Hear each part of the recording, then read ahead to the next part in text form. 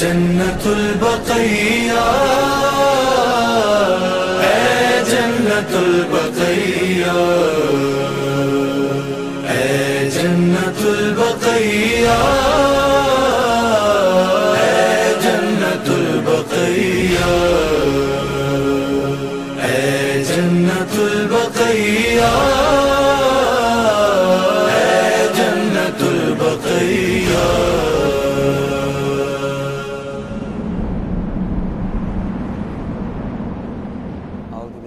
शैतानिर्रजीम बिस्मिल्लाहिर्रहमानिर्रहीम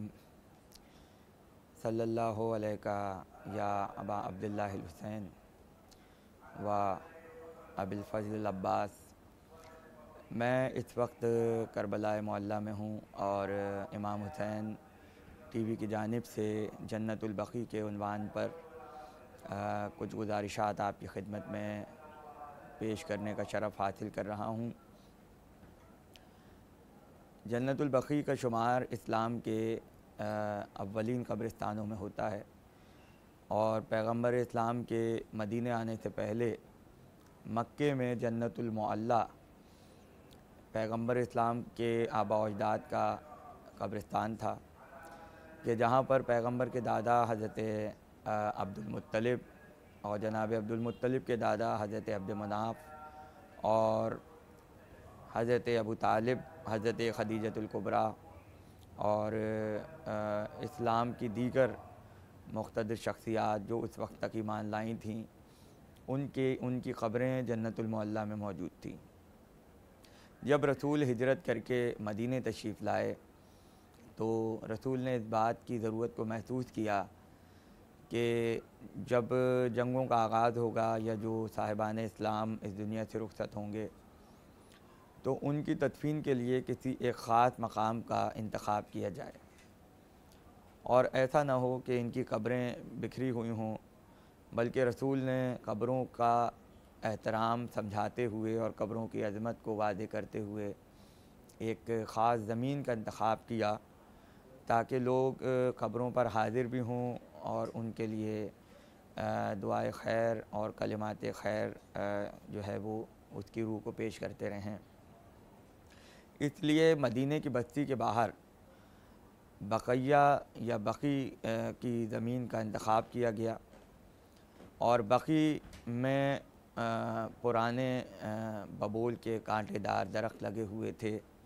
जिनको गरक़द कहा जाता है। लिहाजा बक़ैया एक ऐसी जगह को कहा जाता है कि जहाँ पर दरख्तों की और झाड़ियों की बहुत ज़्यादा कसरत हो, तो इस वजह से उस मकाम को बक़ी उल गरक़द कहा जाता था। हालांकि तारीख़ में बक़ी नाम की बहुत सी जगहों का तज़किरा मिलता है और मैंने अपनी किताब तारीख़ जन्नतुल बक़ी में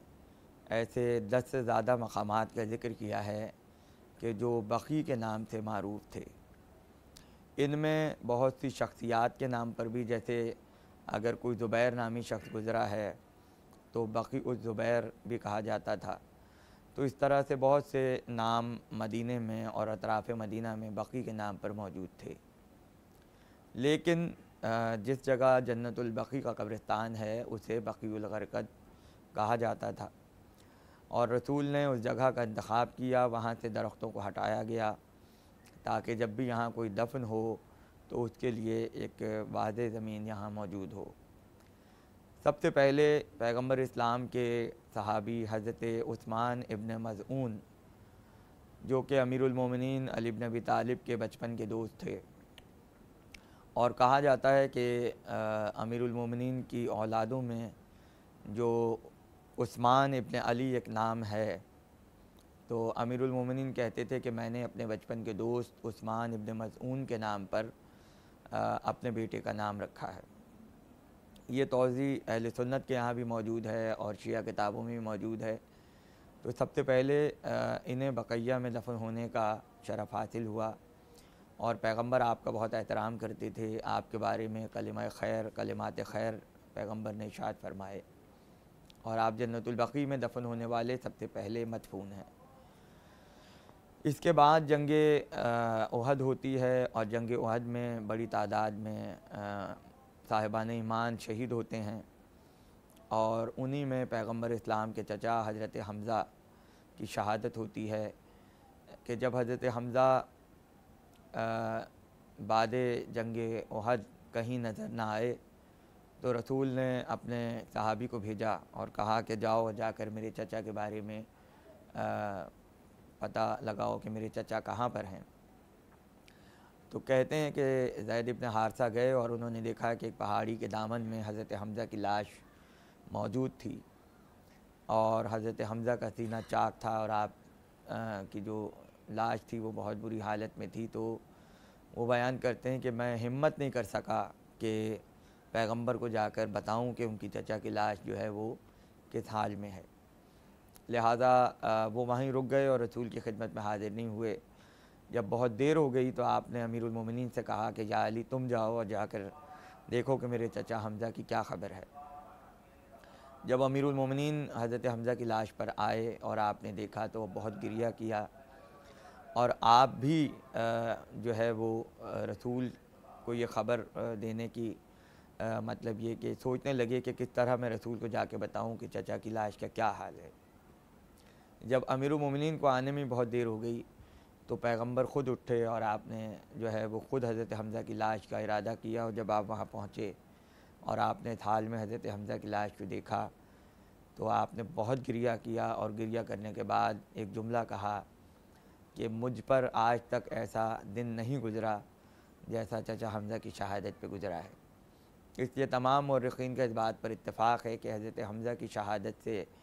इस्लाम को नाकाबिल तशफ़ी नुक़सान पहुँचा है और अगर आप मज़ीद ज़िंदा रह जाते तो शायद इस्लाम का नक्शा कुछ और होता और मुशरिकीन मक्का को मज़ीद मज़ालिम और रसूल को अज़ियत पहुँचाने का मौका न मिलता। तो हज़रत हमज़ा के साथ तमाम शहदाए उहद को दफन किया गया जन्नतुल बकी के करीब और आज भी कब्रिस्तान बकी के नज़दीक शहदाए उहद का मदफन मौजूद है। रसूल की खिदमत में आके ये कहा गया कि हम किस तरह से दफनाएँ तो रसूल ने कहा कि क्योंकि शहीद बहुत ज़्यादा हैं और इतनी कब्रें खोदने का वक्त नहीं है, मुसलमानों की तादाद भी उस वक्त बहुत कम थी, तो आपने कहा कि हर कब्र में 2 शहीदों को दफनाया जाए। तो पूछा गया कि पहले शहीद को किस तरह से तरतीब कैसे रखी जाए, यानी जब सरों को क़िबला रुख किया जाएगा तो आगे कौन से शहीद को रखें और पीछे कौन से शहीद को रखें। तो पैगंबर ने इरशाद फरमाया कि जिसको सबसे ज़्यादा कुरान याद हो। और दूसरा जुमला जो आपने फरमाया जो बहुत तारीख़ी जुमला है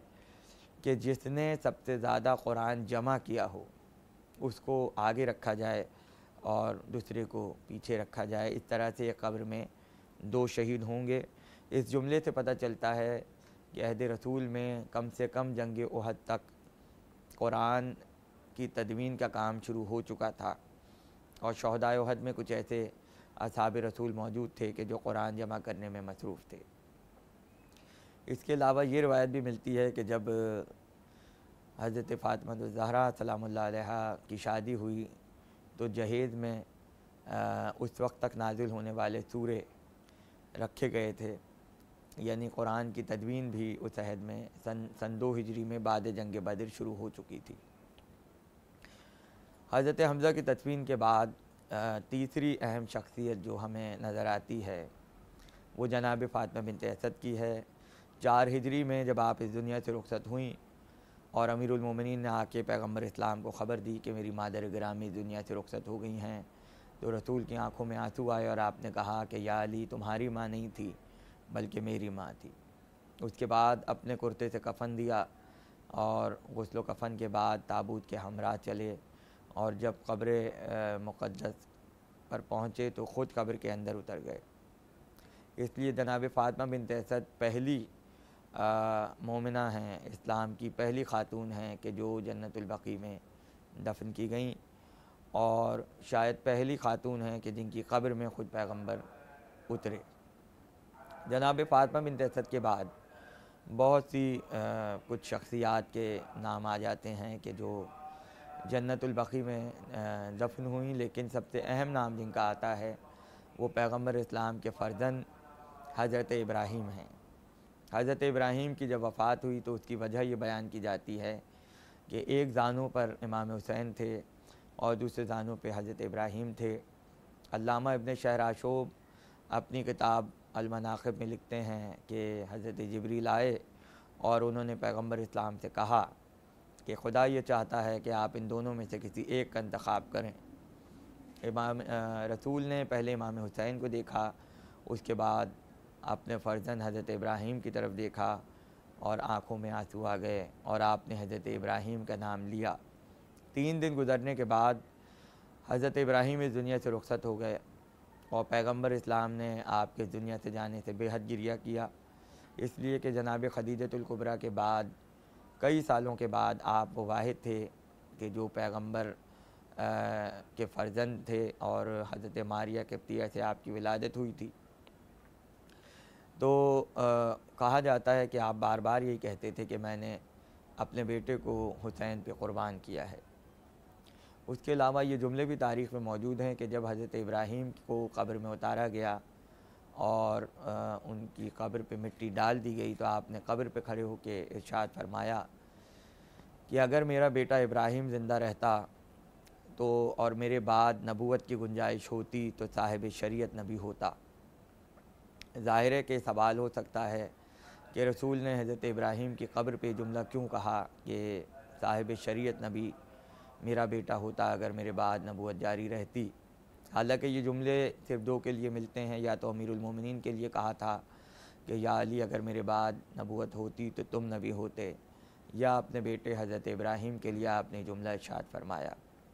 और इस इजाफ़े के साथ कि साहिब शरीयत नबी होते, यानी अगर नबूवत की गुंजाइश होती तो शायद कोई शरीयत आती, कोई कुरान दोबारा आता, कोई अहकामात, कुछ नए अहकाम दोबारा आ जाते। इसलिए पैगम्बर इस्लाम ने खुसूसियत के साथ शरीयत का ज़िक्र किया। तो शायद आप ये बतलाना चाहते थे कि हालांकि नबूवत ख़त्म हो चुकी है और कोई गुंजाइश नहीं है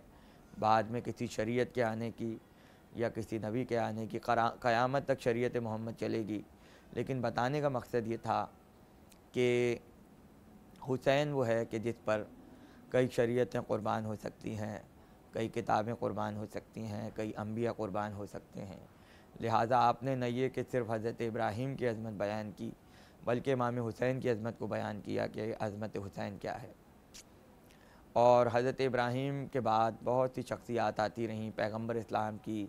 फूफियाँ जन्नतुल बक़ी में दफन हुईं। हज़रत अक़ील इब्न अबी तालिब, हज़रत अब्दुल्ला बिन जाफ़र, बनी हाशिम की तमाम शख्सियात, और उसके बाद जो मुक़द्दरात इस्मत व तहारत हैं वो भी बाद करबला जनाब उम्मुल बनीन सलामुल्लाह अलैहा, जनाब रबाब, जनाब उम्म लैला, जनाब उम्म फ़रवा, जनाब उम्म कुलसूम सलामुल्लाह अलैहा, ये तमाम मुक़द्दरात इस्मत जो हैं वो जन्नतुल बक़ी में दफन होती रहीं। और उसके बाद हमने ये देखा कि जितने भी औलाद आइम्मा में से जो अफराद थे जो मदीने में रह गए, वो भी यहीं दफन होते थे। इसके अलावा जब हम दोबारा जन्नतुल बक़ी की तरफ आते हैं तो हम ये देखते हैं कि सैयद बाद शहादत अमीरुल मोमिनीन इमाम हसन मुज्तबा ये वसीयत करते हैं कि अगर मुझे पैगम्बर के पहलू में दफन न होने दिया जाए तो मुझे मेरी जद्दा फ़ातिमा बिन्त असद के पहलू में दफना देना। इमाम हसन वहाँ दफन हुए, उसके बाद इमाम सज्जाद, फिर इमाम मोहम्मद बाक़िर और फिर इमाम जाफ़र सादिक़ सलवातुल्लाह अलैह वहाँ पर दफन हुए। कहा यह जाता है कि जहाँ इन 4 आइम्मा की कब्र है और जनाब फ़ातिमा बिन्त असद हैं और कुछ फ़ासले पे अब्बास इब्न अब्दुल मुत्तलिब हैं, ये वो जगह थी जो हज़रत अक़ील इब्न अबी तालिब का मकान था। तमाम किताबों में इन जगहों, इन कब्र के मकामात की जो जगह बताई गई है वो अक़ील इब्न अबी तालिब का घर है। हज़रत अक़ील के 2 घर मदीने में मौजूद थे। एक घर वो था जिसमें जनाब फ़ातिमा बिन्त असद और 4 आइम्मा दफन हुए, और दूसरा घर इसके अलावा था जहाँ हज़रत अक़ील रहते थे। उस घर की ख़ुसूसियत ये बयान की जाती है कि जब अमीरुल मोमिनीन की शादी हो रही थी तो रसूल ये चाहते थे कि जो बारात है, चूँकि उसे मस्जिद में जाना था, लिहाजा कोई ऐसा मकाम ढूंढा जाए जहाँ से बारात चले और मस्जिद तक आए। तो हज़रत अक़ील का जो घर था वहीं से अमीरुल मोमिनीन की बारात चली थी, और अल्लामा मजलिसी ने बिहारुल अनवार में उसकी पूरी तफसील बयान की है कि किस तरह से जवाना ने बनी हाशिम साथ चल रहे थे और फ़रिश्तों की क़तारें मौजूद थीं और किस तरह से सवारी जा रही थी। तो कहा यह जाता है कि जन्नतुल बकी में ख़ास वो मकाम कि जो हज़रत अकील का मकान था, वहाँ पर खड़े होकर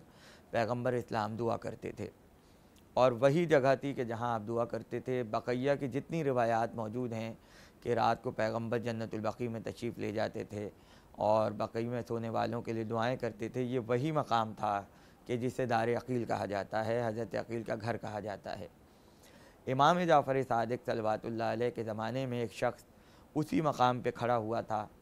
और जब इमाम की सवारी वहाँ से गुज़री तो आपने उससे पूछा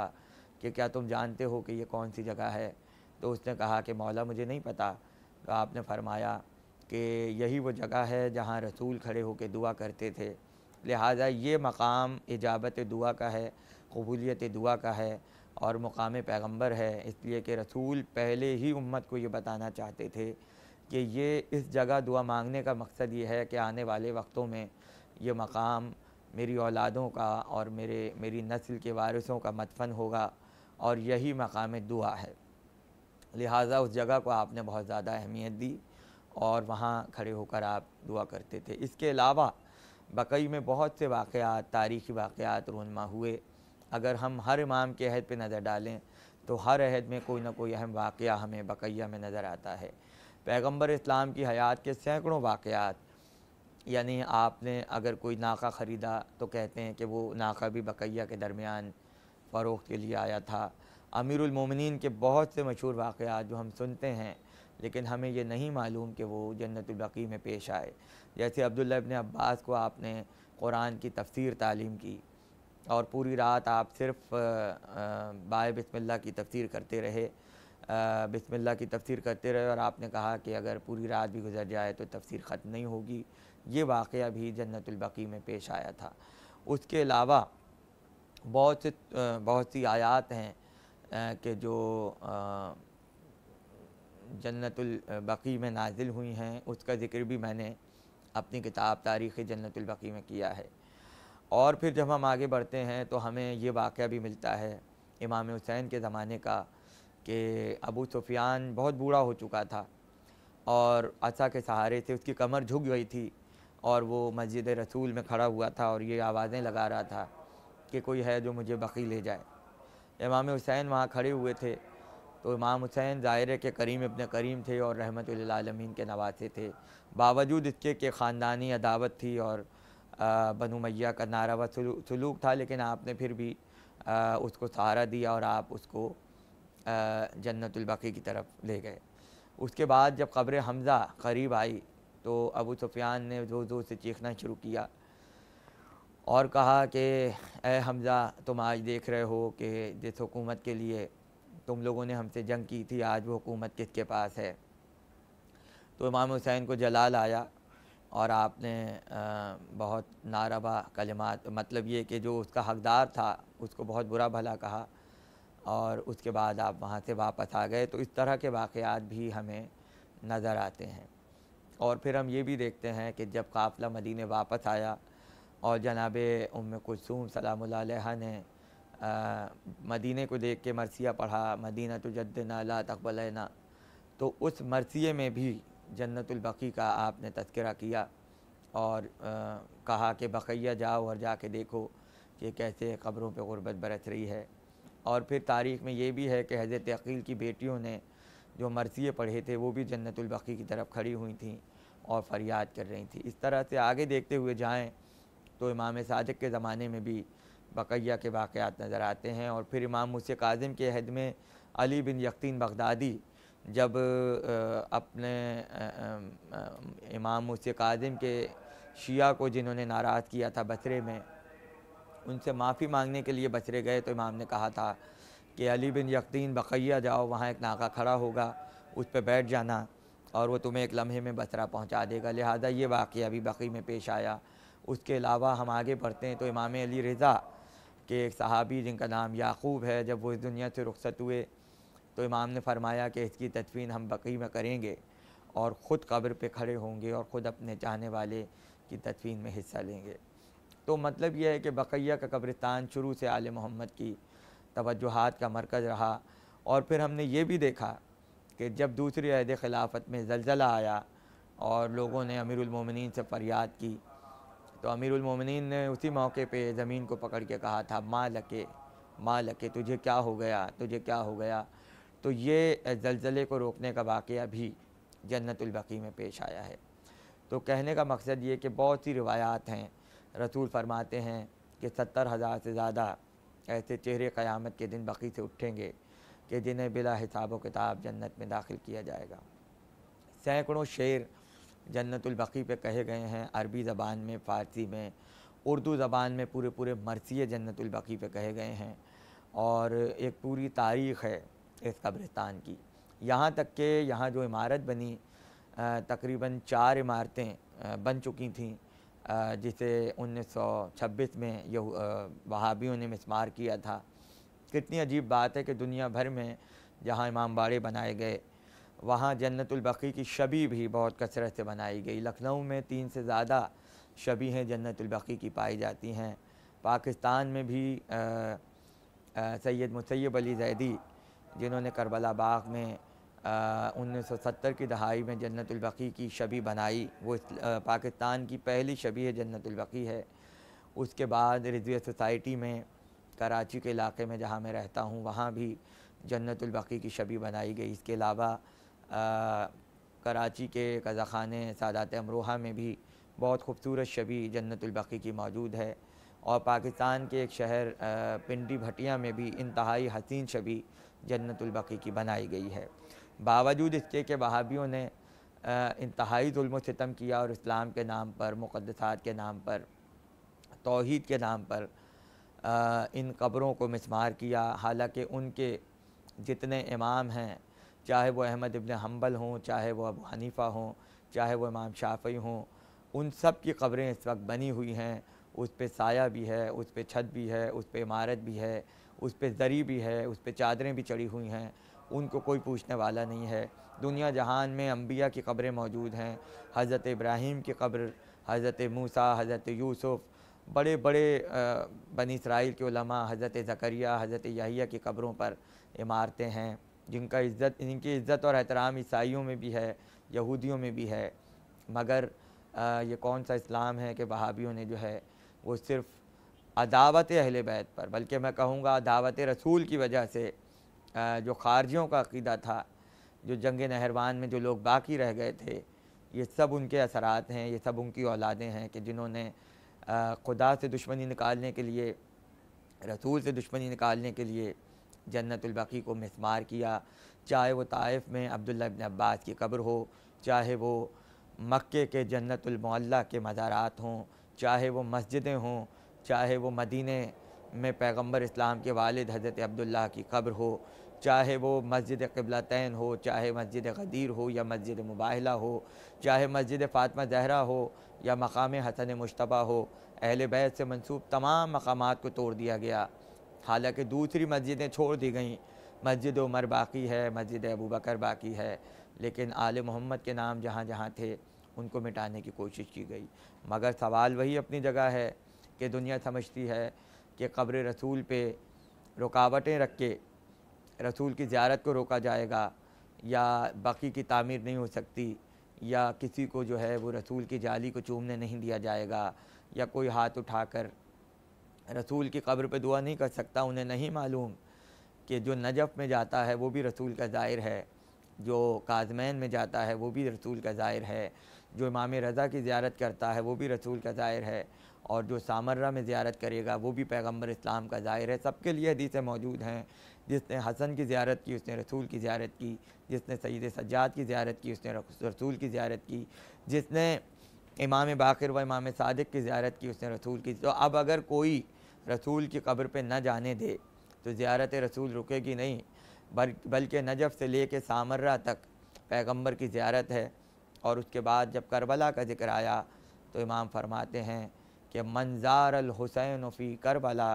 कमा ज़ार अल्लाह फ़ी अर्शही, जिसने करबला में हुसैन की ज़ियारत की उसने अर्श इलाही पर खुदा को देखा। तो बहरहाल उस वक्त का इंतज़ार है कि बकी हर चंद इस वक्त वीरान है, कब्रों पे साया नहीं है, कब्रें ज़ेरे आसमान हैं, मगर वारिस तो मौजूद है। और अल्लाह भी कभी कभी दुश्मनों को ढील देता है ताकि उनके अज़ाब में मज़ीद इजाफ़ा हो जाए, उनकी सज़ा में मज़ीद इजाफ़ा हो जाए, और फिर भी मौका दिया जाए कि शायद अब क़ब्र ज़हरा तामीर कर लो, शायद अब क़ब्र ज़हरा तामीर कर लो। लेकिन अगर ये भी ना हो सके तो फिर एक दिन आएगा, ये जो यौम फ़ुरक़ान होगा, कि जब वक्त का वारिस इलाही इस दुनिया में ज़हूर करेगा, तो दुनिया देखेगी कि किस तरह से क़ब्र मिटाने वालों का बदला लिया जाएगा। और हम अनक़रीब वो दिन देखेंगे कि रोज़ा हज़रत ज़हरा तामीर हो और हम रोज़ा रसूल पर अपनी मर्ज़ी के साथ आज़ादाना सलाम करने के बाद दुख्तर रसूल और वारिसान रसूल के रोज़ों की दहलीज़ों को चूमने के लिए जन्नतुल बक़ी में हाज़िर होंगे इंशाअल्लाह।